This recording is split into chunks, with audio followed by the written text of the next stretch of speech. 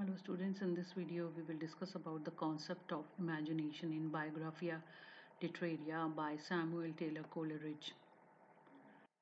It is a critical work by Coleridge which is contained in 24 chapters and portrays disquisition and his concern in this practical approach to criticism wherein there is a theoretical discussion. The philosopher comes to the center stage and present his views. And further, he talks about the nature and functions of poetry, and the poet within Coleridge discusses the differences between poetry and prose. So, Biographia Literaria is a discussion of elements of writing and what makes writing considered to be genius. In Biographia Literaria, he discussed not only literature but also many variables that influence and inspire writers, and he expresses his own thoughts from a personal point of view. He tackles issues like politics, religion, social values, and human identity. And his treatment of these issues tend to be conservative in judgment and yet so blatant and original. So, according to Coleridge, imagination transcends the data of experience and creates. It is different from fancy, which is inferior since it simply assembles and associates images, metaphors, and similes. And poetry is the product of unconscious, and the poet is a seer looking for truth inside himself. So, Coleridge divided the mind into two faculties, imagination and fancy. In the imagination, on the chapter 13 on imagination. The imagination then I considered, he wrote, either as primary or secondary. The primary imagination I hold to be living power and prime agent of all human perception as a repetition in the finite man of the eternal act of creation in the infinite, and I am the secondary I considered as an echo of the former, the coexistent with the conscious will, yet still as identical with the primary in the kind of its agency and differing only in degree and in the mode of its operation. It dissolves, diffuses, and dissipates in order to recreate or where this process rendered impossible. Yet still, at all event, it struggles to idealize and to unity, and it is essentially vital even as all objects are essentially fixed and dead. And then he wrote on fancy, on contrary, it has no other counters to play with but fixities and definites. The fancy, indeed, no other than made of memory, emancipated from order of time and space, while it is blended with and modified with that empirical phenomenon of the will, which we express via word choice, but equally with the ordinary memory, the fancy must receive all its material ready made from the law of association. Then he further divided imagination and fancy imagination into further more parts, primary imagination and secondary imagination. So his imagination is primary, secondary. Primary is creative, original, use unconsciously, like human individual power to produce images and the power to give chaos to a certain ideas, order. And secondary is poetic faculty, which gives shapes and order to a given world but build new words. And fancy, it's a kind of a logical faculty in the mechanical ability of the poet has to use devices like metaphor, alliteration, and poetry in order to blend various ingredients into beautiful images. So this is the chart which he made upon the imagination as well as on fancy. Then he concluded with primary imagination, the acts dependently on human will and it represents the basic agency of human awareness. Primary imagination is something that there is every human being because there is a living power of human perception. It is the common faculty of every human being and it enables us to separate and divide in order to make perception possible and to understand the unity of object. The primary imagination is a spontaneous creation of new ideas and they are expressed perfectly.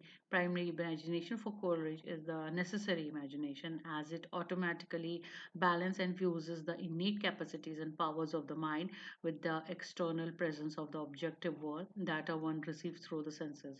Primary imagination is the consciousness shared by all men, while the secondary imagination is limited to poets. Then he shared the primary imagination with the living power and further prime agent of all human perception, what we got from the living power. And then the repetition of the finite mind, the finite thinking of the mind, and then eternal act of creation, like infinite, like I am. So it goes around, round and round and round. Secondary imagination, it's act dependently on human will and it represents the conscious use of human power, the creative gift possessed by the poet. Secondary imagination is rather symbolic and it produces a form its own. and it helped understanding the unity of universal like good, divinity, truth, and morals. It represents the superiority of quality, which could not be only associated with artistic genius. It is more active and conscious in its working.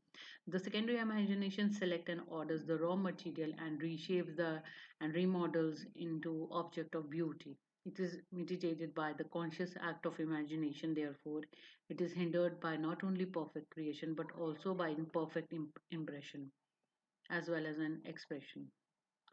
This is the chart, the eco performer, form from the secondary imagination, and then it deals with coexist with the conscious will, and again it differs in the degree and mode of operation.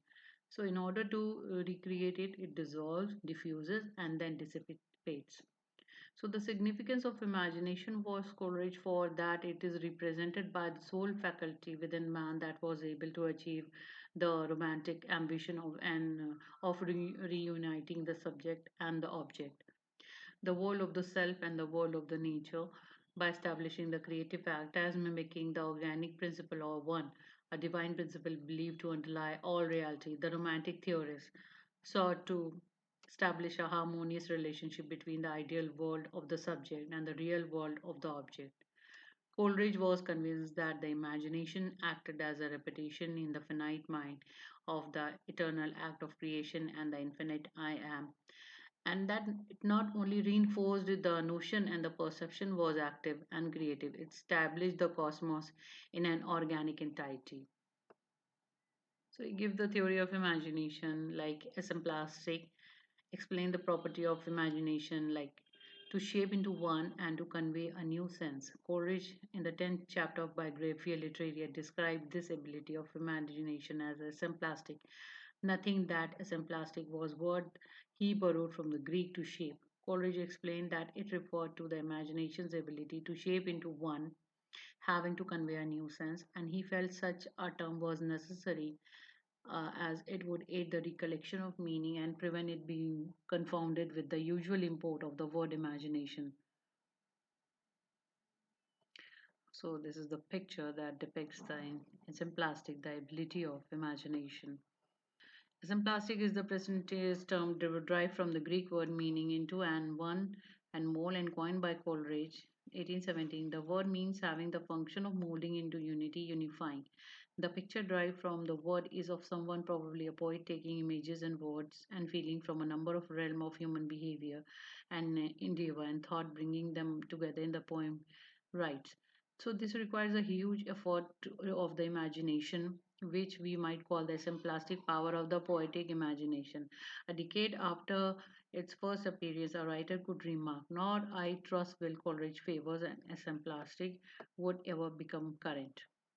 So there is also further argument on the fancy and the imagination power of the poem by inventing a poem that the poet should seek a balance between these two faculties. Came the fancy. Fancy was employed for tasks that were passive and mechanical, and it goes round away and the accumulation of fact and documentation.